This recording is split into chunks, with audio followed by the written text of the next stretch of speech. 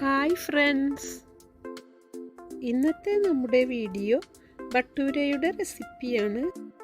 ഇത് നമ്മൾ റെഡിയാക്കി എടുക്കുന്നത് ഒരു സ്പെഷ്യൽ മെത്തേഡിലാണ്. ഈ രീതിയിൽ നമ്മൾ മാവ് കുഴച്ചെടുത്തതിന് ശേഷം ഭട്ടൂര ഉണ്ടാക്കിയെടുക്കുമ്പോൾ ഒട്ടും എണ്ണ കുടിക്കാത്ത വിധം ഉണ്ടാക്കിയെടുക്കാം എന്നുള്ളതാണ് എൻ്റെ ഈ റെസിപ്പിയുടെ പ്രത്യേകത. ഈ ഭട്ടൂരയിലേക്ക് ഞാനൊരു ബട്ടർ ചിക്കൻ്റെ റെസിപ്പിയും റെഡിയാക്കിയിട്ടുണ്ട്. ഇത് ഇൻഷാ അല്ലാഹ് നെക്സ്റ്റ് ടൈം ഞാൻ അപ്ലോഡ് ചെയ്യാം. ഈ ഭട്ടൂരയും ബട്ടർ ചിക്കനും സ്പെഷ്യൽ മെത്തേഡിലുള്ള റെസിപ്പിയാണ്. ഇനി നമുക്ക് റെസിപ്പി ഒന്ന് കണ്ടു നോക്കാം. ഇനി ഇതിലേക്ക് ഞാൻ എടുക്കുന്നത് 4 കപ്പ് മൈദയാണ്. മൈദക്ക് പകരം നമുക്ക് ഗോതമ്പ് പൊടിയും ഉപയോഗിക്കാം. 4 കപ്പ് മൈദ ഉപയോഗിച്ച് നമുക്ക് 18 ഭട്ടൂര ഉണ്ടാക്കിയെടുക്കാം. ഇനി നമുക്ക് മൈദയൊന്ന് വറുത്തെടുക്കണം. മൈദ വറുത്തെടുക്കുമ്പോൾ ചെറിയ തീയിൽ വെച്ച് വേണം വറുത്തെടുക്കാൻ. മൈദ നമ്മൾ വറുത്തെടുക്കുമ്പോൾ ഇതിൻ്റെ കളറ് മാറുന്നത് വരെ ഒന്നും വറുക്കേണ്ട ആവശ്യമില്ല. മൈദ നമ്മൾ തൊട്ട് നോക്കുമ്പോൾ നമുക്ക് കൈ പൊള്ളുന്ന വിധത്തിലുള്ളൊരു ചൂട്, അത്രയും ടൈമേ നമുക്ക് മൈദ വറുക്കേണ്ടതുള്ളൂ. എനിക്കിത് 3 മിനിറ്റിനുള്ളിൽ തന്നെ റെഡിയായി കിട്ടി. ഇനി നമുക്ക് അടുപ്പ് ഓഫ് ചെയ്യാം. നമ്മൾ അടുപ്പ് ഓഫ് ചെയ്താലും മൈദ വറുത്ത പാത്രത്തിൽ തന്നെ ഇത് സൂക്ഷിച്ചു വെക്കരുത്. വേറൊരു പാത്രത്തിലേക്ക് മാറ്റി ചൂടാറി വരുന്നത് വരെ ഇടയ്ക്കിടെ ഇളക്കി കൊടുക്കണം. 4 കപ്പ് മൈദയിലേക്ക് 1 ടീസ്പൂണ് ബേക്കിംഗ് സോഡയാണ് ഞാൻ എടുക്കുന്നത്. നിങ്ങൾ മൈദ അളവ് കുറച്ചെടുക്കുകയാണെങ്കിൽ ബേക്കിംഗ് സോഡയും അതിനനുസരിച്ച് അളവ് കുറച്ചെടുക്കാൻ ശ്രദ്ധിക്കണം. 4 കപ്പ് മൈദയിലേക്ക് 2 ടേബിൾ സ്പൂണ് ഷുഗറും എടുക്കുന്നുണ്ട്. ഇനി ഇതിലേക്ക് ഒട്ടും പുളിയില്ലാത്ത 1/2 കപ്പ് തൈരാണ് എടുക്കുന്നത്. നിങ്ങളുടെ കയ്യിലുള്ള തൈരിന് പുളി ഉണ്ടെങ്കിൽ തിളപ്പിച്ച് ചൂടാറിയ പാല് ചേർത്ത് പുളി കുറച്ചതിന് ശേഷം വേണം ചേർക്കാൻ. ഇപ്പം മൈദ നന്നായി ചൂടാറി വന്നു. ഇനി ഇതിലേക്ക് ആവശ്യത്തിനുള്ള ഉപ്പ് ചേർത്ത് നന്നായി മിക്സ് ചെയ്തെടുക്കണം. ഇനി ഇതിലേക്ക് നമ്മൾ എടുത്തു വെച്ച ബേക്കിംഗ് സോഡയും ഷുഗറും ചേർത്ത് നന്നായി മിക്സ് ചെയ്തെടുക്കണം. ഇനി ഇതിലേക്ക് 4 സ്പൂണ് നെയ്യ് ചേർക്കുന്നുണ്ട്. ഫുള്ള് നെയ്യ് ചേർക്കാൻ താല്പര്യമില്ലാത്തവർക്ക് നെയ്യും ഓയിലും കൂടെ മിക്സ് ചെയ്തും ചേർക്കാം. ഇനി ഇത് നന്നായി മിക്സ് ചെയ്തെടുക്കണം. നമ്മളിതിൽ ചേർക്കുന്ന ഡ്രൈ ഇൻഗ്രീഡിയൻസും ലിക്വിഡ് ഇൻഗ്രീഡിയൻസും ഒന്നിച്ച് മിക്സ് ചെയ്തെടുക്കരുത്, വേറെ വേറെ തന്നെ മിക്സ് ചെയ്തെടുക്കണം.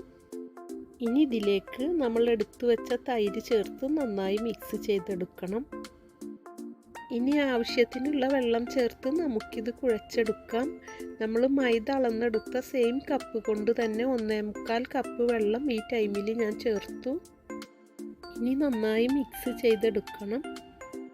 മിക്സ് ചെയ്തെടുത്തതിന് ശേഷം 1/4 കപ്പ് വെള്ളം കൂടെ ഈ ടൈമിൽ ഞാൻ ചേർത്തു. ഇപ്പോൾ ടോട്ടൽ 2 കപ്പ് വെള്ളമാണ് നമ്മളിതിൽ ചേർത്തത്.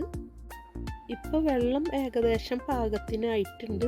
ഇനി ഒന്ന് കുഴച്ചതിന് ശേഷം ആവശ്യമെങ്കിൽ അല്പം വെള്ളം കൂടെ നമുക്ക് ചേർക്കേണ്ടി വരും.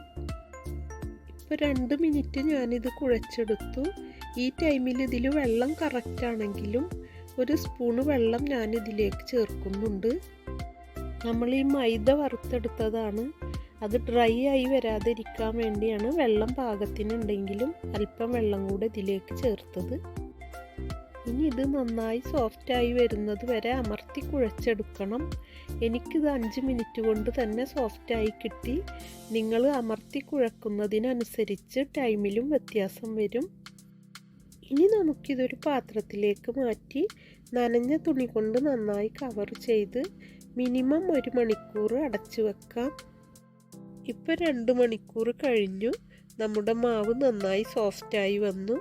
ഇനി നമുക്കിത് 1 മിനിറ്റ് നന്നായി അമർത്തി കുഴച്ചതിന് ശേഷം നമുക്കിത് ചെറിയ ഉരുളകളാക്കിയെടുക്കാം. ഞങ്ങൾ ഫുഡ് കഴിക്കുന്ന ടൈം അല്ലാത്തത് കൊണ്ട് ഈ ടൈമിൽ വീഡിയോയിൽ കാണിക്കാൻ വേണ്ടി 3 ഉരുളകൾ റെഡിയാക്കിയെടുക്കുന്നുള്ളൂ. ഇനി അല്പം ഓയിൽ എടുക്കണം. ഓയിൽ പുരട്ടിയാണ് നമ്മളിത് പരത്തിയെടുക്കുന്നത്. ഞാനിപ്പോൾ അതൊരു കുഴൽ ഉപയോഗിച്ചാണ് പരത്തിയെടുക്കുന്നത്. നിങ്ങൾക്കിത് വേണമെങ്കിൽ പ്രസ്സിലും പരത്തിയെടുക്കാം. ഇത് ഈ ഒരു കനത്തിൽ വേണം പരത്തിയെടുക്കാൻ, ഒരുപാട് കനം കുറച്ച് പരത്തരുത്. ഇപ്പോൾ 2 എണ്ണം ഞാനിങ്ങനെ പരത്തിയെടുത്തു. ഇനി നന്നായി ചൂടായി വന്ന ഓയിലിലേക്ക് ഇത് ഇട്ട് കൊടുത്ത് മീഡിയം ഫ്ലെയിമിൽ വെച്ച് ഇത് ഗോൾഡൻ നിറത്തിൽ ഫ്രൈ ചെയ്തെടുക്കാം. ഇതിൻ്റെ മുകൾ ഭാഗം ചെറുതായി ഒന്ന് അമർത്തി കൊടുത്താൽ ഇത് നന്നായി പൊള്ളയായി കിട്ടും. ഇതിൻ്റെ ഒരു സൈഡ് ഗോൾഡൻ നിറത്തിൽ റെഡിയായി വന്നപ്പോൾ ഞാനിത് തിരിച്ചിട്ട് കൊടുത്തു. ഇപ്പോൾ ഇതിവിടെ റെഡിയായി. ഇനി നമുക്കിത് പാത്രത്തിലേക്ക് മാറ്റാം. ഇപ്പം നമ്മുടെ ഒട്ടും എണ്ണ കുടിക്കാത്ത വിധമുള്ള അടിപൊളി ടേസ്റ്റിലുള്ള ഭട്ടൂര ഇവിടെ റെഡിയായി. നിങ്ങളെല്ലാം ഇതൊന്ന് ട്രൈ ചെയ്ത് നോക്കണം. അടിപൊളി ടേസ്റ്റിലുള്ളൊരു ഭട്ടൂരയാണ്. ഇനിയും നല്ലൊരു റെസിപ്പിയുമായി നമുക്ക് വീണ്ടും കാണാം. നിങ്ങൾക്കെല്ലാം നല്ലത് വരട്ടെ എന്ന് പ്രാർത്ഥിച്ചുകൊണ്ട് നിങ്ങൾക്കെല്ലാം എൻ്റെ സലാം.